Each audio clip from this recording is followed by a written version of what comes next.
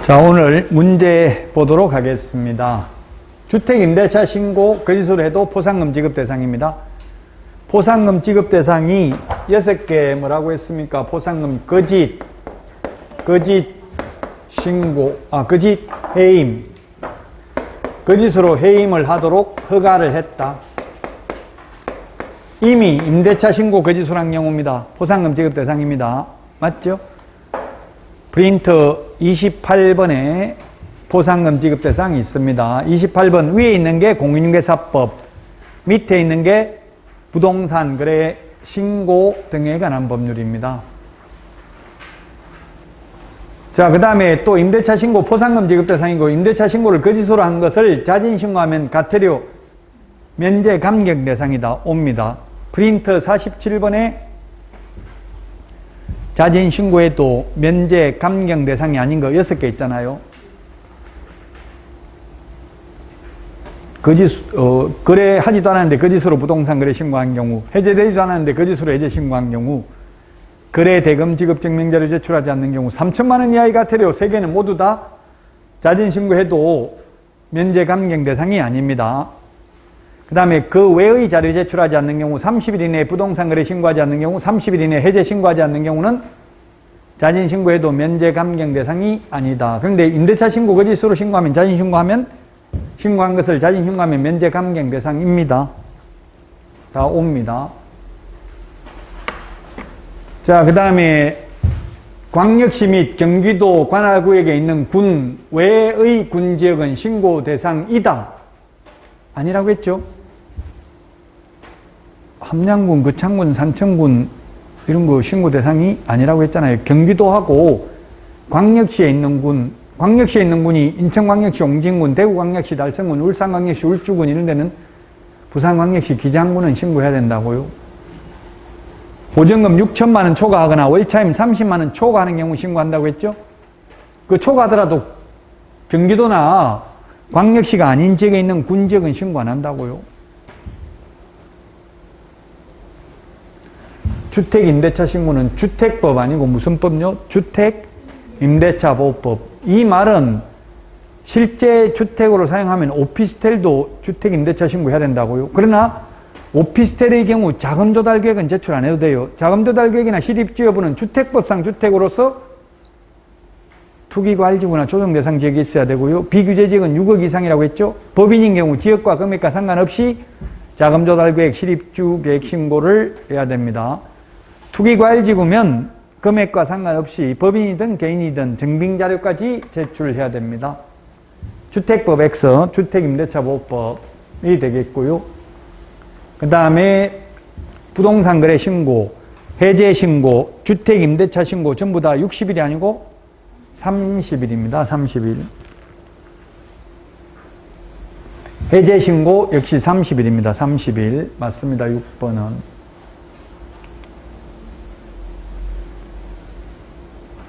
자, 그 다음에 계약 체결하지 아니하였거나 부동산 거래 신고 후 계약이 해제 등이 되지 아니하였음에도 불구하고 거짓으로 신고하는 행위를 한 자를 신고하거나 고발한 자에게는 신고 포상금을 지급할 수 있다. 거짓, 해임, 허가. 이거 신고 포상금 맞죠? 이거 거짓, 해임, 허가, 신고 포상금 대상이죠? 포상금 지급 대상 맞습니다. 6가지입니다. 프린터 28번 밑에 있는 부분입니다. 자, 그 다음에 해제, 무효, 취소된 경우 해제 등이 확정된 날로부터 30일 이내에 신고 관청에 공동으로 신고해야 된다. 다만 거래 당사자 중 일방이 신고를 거부하는 경우에는 상대방이 단독으로 해제 신고할 수 있고요. 단독으로 해제 신고할 경우에는 해제 등이 확정되었다는 판결서 그리고 단독 신고 사유서를 제출해야 됩니다. 단독 사유서를 제출해야 되니까 전자문서 안 되고 방문 신고만 됩니다. 단독으로 하는 경우는. 자, 그 다음에 계약 체결하지 않냐했음에도 불구하고 거짓으로 부동산 거래 신고하는 행위자에게는 해당 부동산 취득가액의 100분 5. 100분 5를 부과할 수가 없잖아요. 거짓으로 계약이 되지를 않았는데 거래 금액의 100분 5라는 게 있을 수가 없죠. 3천만 원 이하의 과태료고요. 그 다음에 거래하고 거래를 했는데 거짓신고, 다운계약서, 계약서 적어서 거짓신고한 경우는 5% 취득가격의 100분의 5 범위 내에서 과태료 부과하죠. 9번 틀렸고요. 10번은 선매가격은 공시지가가 아니라 뭐라고 했습니까? 감정가격. 불허가처분을 받아서 매수 청구할 때 매수가격은 공시지가. 단 허가신청서에 기재된 금액이 공시지가보다 낮은 경우는 낮은 가격.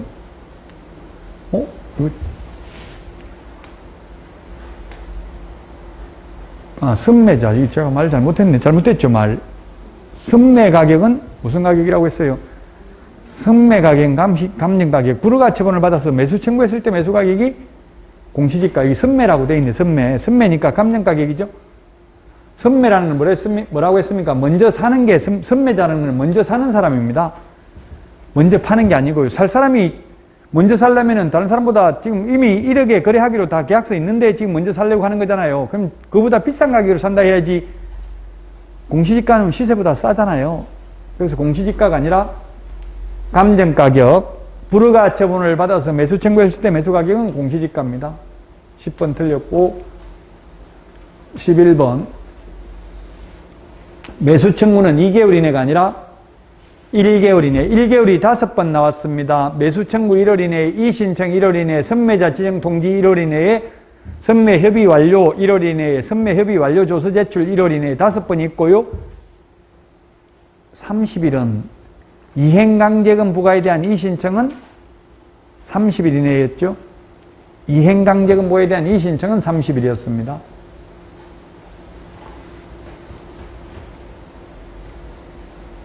2개월 X입니다. 사실 제가 2개월 안 하고 30일로 내려고 했었어요. 그럼 요거 더 물 것 같아서 그냥 2개월 했는데 실제 30일로 나와도 X입니다. 시험에 나오면 1개월입니다. 1개월. 12번입니다. 불허가 처분을 받아서 매수 청구할 때 매수 가격은 감정 가격이 아니고 공시지가라고 했죠. 매수 청구를 받아서 매수하는 사람이나 선매하는 사람이나 똑같습니다. 그게 누구냐면 국가, 지자체, 한국토지주택공사, 그 밖에 대통령령으로 정하는 공공기관, 공공단체가 선매도 하고요. 불허가 처분을 받았을 때 매수도 할 수 있는 사람입니다. 감정가격이 아니라 공시지가입니다. 왜? 매수인이 불리하니까, 매수인 지금 못 파니까 싸게라도 팔려고 매수 청구하는 거잖아요. 사달라고. 그러면 낮은 가격, 공시지가를 기준으로 매수하게 할 수 있습니다.